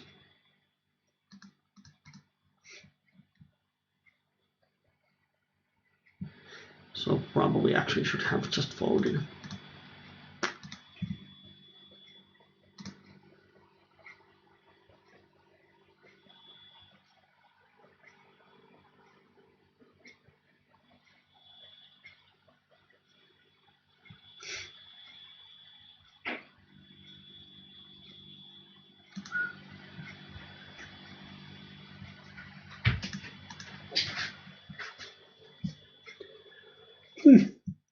I just would like to get one more interesting hand.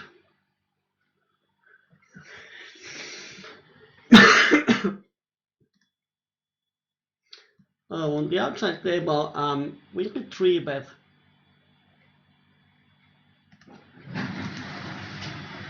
And we hit the top pair with... I really think that if he had aces with flush draw, he would c-bet the flop. So I think we have some instant folding equity, and if he check calls with aces, it's quite easy for us to play the turn in reverse.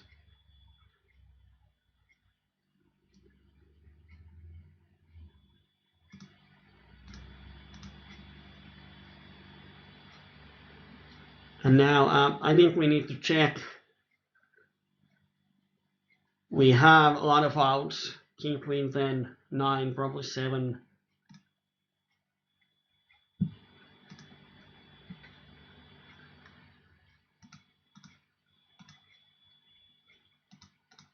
Where did the table go? There it is.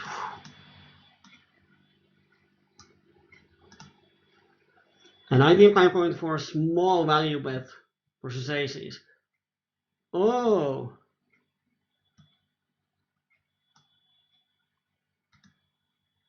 King 10. What the hell could he have? Ace, ace, king 10? King, queen 10. He's representing such a narrow range that I need to call. And he had ace, jack 10, 8, and he had a, yeah. With that hand, the line makes sense, but it's such a small portion. I don't know why he.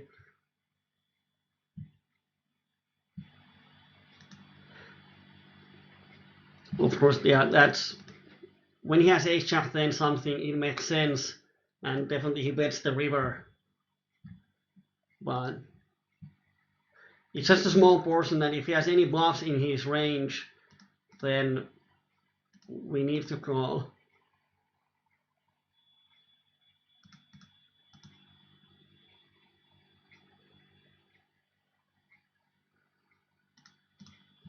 And here, just keep pressure to him. If he raises, I can fold. And that 8 sucks. Because he has a flush draw for sure. At least he should have. Oh my god. Well, he had a huge equity, but versus range we are representing, he's just in crush shape. Yeah, we have the top pair on really try board. So get it in. And king 7-5. Can we dodge all of them? No, we can't. One of those days. So there we lost 71 on the flop. No return. So we lost all the profit we made so far.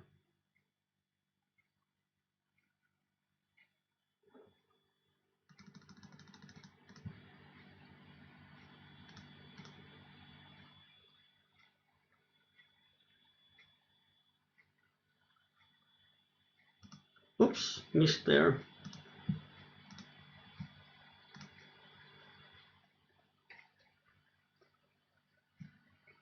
Should have opened.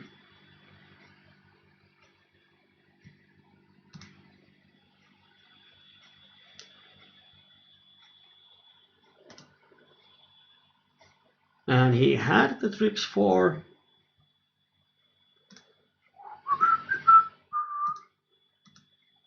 Yeah, we have a nut flush draw.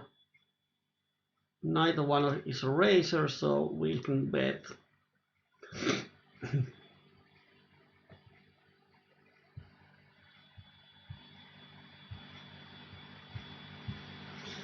And then we hit the jack, so we are going to check back and see if we improve.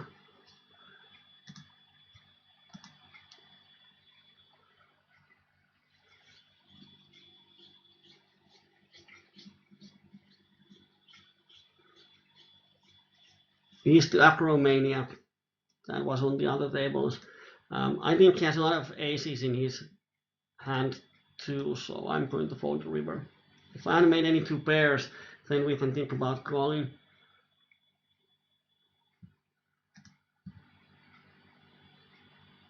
Funny, on PLO20 I had 55 hands, he's 38 and 8, but he's the one that was on PLO50 with 80-100 stats. Not sure, he might have been tilting or whatever.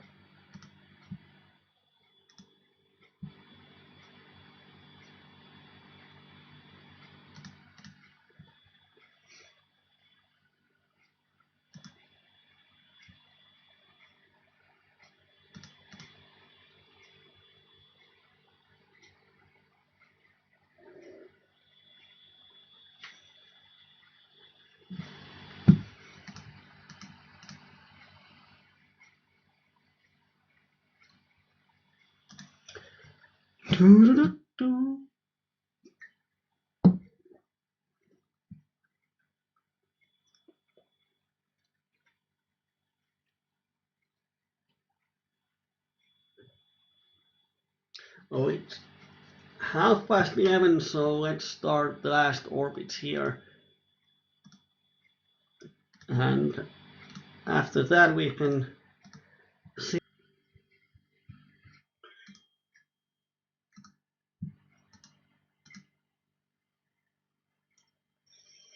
Ouch.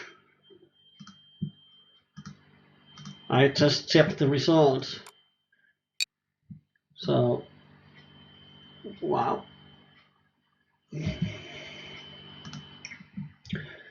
Well, here is the graph. Oh, Stream died.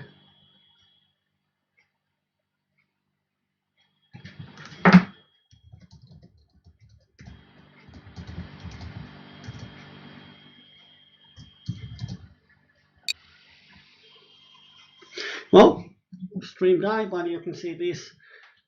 Here is the graph. EV is minus 150, and I think this is better than I expected because we get the 200 BBs in.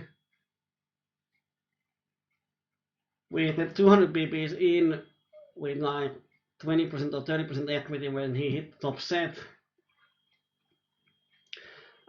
We put 100 BBs in versus flop straight with our whatever we had and so on. So this one is, of course, it's minus 400, so we ran like shit. Like here, 5 blinds under EV in PLO50, so it hurts. So we had 700 and slightly above. Now we have 300 in our bankroll, which kind of sucks because now we are going back to PLO10, so it takes a lot of time to build it up again. So nothing we can do. I think that overall, even if the EV line is here, those couple of spots with ACs, if we calculate the EV with our line, what happens on average, we make small profit instead of getting it in with 20 or 30% equity. So the overall EV should be probably somewhere around here, minus 75 or so. And according what happened today was that is actually a good result for that horrible session, but we run way under EV. This is a nice situation. Kaboom! Let's dive. And then in the end, let's dive. $250 or $150 in 2 hands or 3 hands. So nothing we can do but gather up the bankroll and let's go to PLO10 on next Friday, unless we get more deposits so we can go to PLO20. But sort of ironic to say that have a nice Friday, but that's how PLO goes. One of those days, story of this day. So thank you for viewing. Hope you had some interesting situations. Hope you learned something. Just be active on the chat, and I'll see you next Friday with Finnish PLO evening, and on next Saturday with Dea, when we are talking in English and we can see what she has done during the 2 weeks. But now, have a good night, have a good weekend, and I'll see you on next Friday. Thanks, bye bye. Let's see the cat video in the end. So you're saying I can ask this cat any question? The cat is connected to the computer. You just type in the question, it will read his mind. There the answer comes.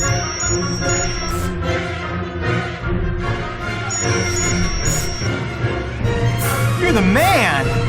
I've been looking for this for weeks.